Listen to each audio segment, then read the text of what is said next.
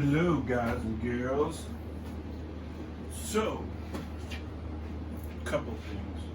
One is, I just got back from my mom's 80th birthday party in Northern California. Happy birthday, Mom. The folks that adopted me when I was a teenager are pretty awesome. They're pretty cool. So anyway, that's not the reason for the video, but Mom is awesome, so, and my dad's cool. Alright, so the reason is I wanted to share with you my custom economy bowl. Yeah, it's pretty custom. So this is not how the economy bowl is supposed to look, obviously. And I'll tell you what happened. I don't know. But I watched a bunch of videos on how to make these bowls, right? And I thought, oh, I'll give it a shot because I have a bunch of small, flat pieces of wood, right? So I thought, oh, I can use them to make a bowl. So I made this first. It's a piece of maple, and then this wood on the outside is epee or epee or something like that. It's a really dense, I think people call it ironwood. But I ended up with some pieces of it, and so I thought, oh, I'm gonna try to make this economy bowl. So I watched Stefan Ogle and a couple other guys, and I thought, oh, that looks pretty easy. So the idea, if you haven't seen it, is you find the center of the board, draw a bunch of circles on it, cut the board in half, and then you cut the half circles out. The circles are supposed to be the width this way, the thickness of your board. So I did all that, and I thought, oh, I'm good. Well, I wasn't. First thing I did was, when I started stacking them together, I realized that they weren't lining up. Now, everybody else's that I saw, they all lined up. So, not sure what I did wrong there. Set the table at 45, cut the board in half, cut all the circles at a 45 angle, glued them back together, and they didn't line up. So I'm gonna have to go back and watch that and find out what happened. Some of them were thicker, some of them were they sat off. They were all the same width, but they just weren't consistent. Some of them kind of lined up to where they sat on top of each other, but some of them were, as you can see, they were like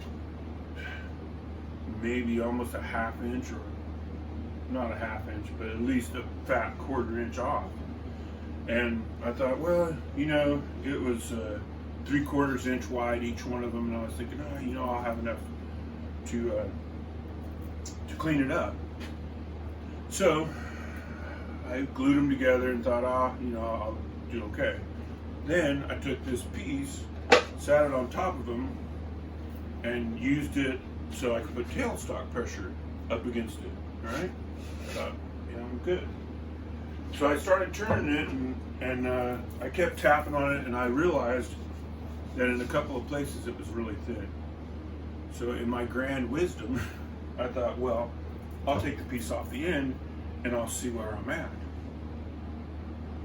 So I took the piece off the end, and then I realized that I was pretty thin in some places.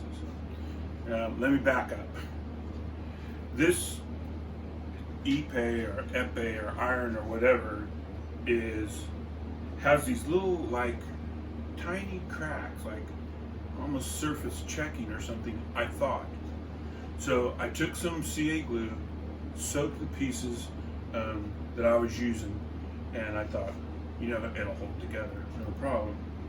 And it did, as long as I had the tailstock pressure. I just started to take a pass on the inside, and I was pretty light, and I was pretty thin. And it just obviously blew up. Pieces went everywhere. But no glue joints broke. It was all the epee wood. These cracks, it just cracked. So I don't know. Not going to use it again though, because even though I didn't get hurt, I have my face shield on and all that stuff. I'm just not into having things explode. So I'm going to try to figure out what to do with that wood. Maybe I can put it in cactus juice or something like that to stabilize it, or put wood hardener on it. But I was thinking that C8 glue would hold it together. Maybe because it's cold, it didn't hold or bind or whatever, but we'll see in the future. That was one thing. Anybody knows what I was doing wrong as far as the circle part goes, leave a comment, man, let me know. Other thing is, I got a Helix helical cutter head for my DW735 DeWalt planer, right? So I switched it out. I'm not going to show you switching it out because I watched like 10 different videos of people doing it. If you want to see somebody do it, just look up the Helix head switch out ones. They have a website, but it's kind of, it wasn't as good as some of the videos I watched. But anyway, there's lots of videos out there, so go watch one of them. They're awesome. The reason I'm bringing this up is not to do a review on it or anything like that. It is a little bit quieter. It is a amazingly better cut than the knives. But the knives still, I mean, the planer's a good planer. So anyway, what I have is I have the original head that came out of here. One side of it, the knives are brand new, right? So, and then the other side of the knives have like a little nick in one spot. So, I don't want to throw it in the garbage. But if somebody wants it, either just the knives or the whole piece, just leave a comment. The first person that says they want it, that lives in the United States, I will ship it to you for free. I'll pay for shipping and everything. Like I said, I just don't want to see it go in the trash. All right, so that's it. Thanks for watching me babble again and seeing one of my great pieces of art blow up. I should have been recording it, and I thought I was, but I didn't. So anyway, such is life, right?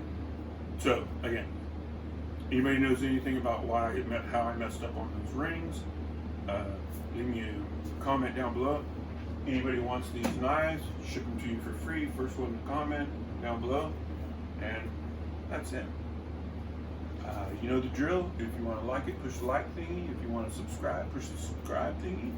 And most of all, do a kindness. It's a good thing, and you'll feel good doing it. All right. I'll see you guys next time.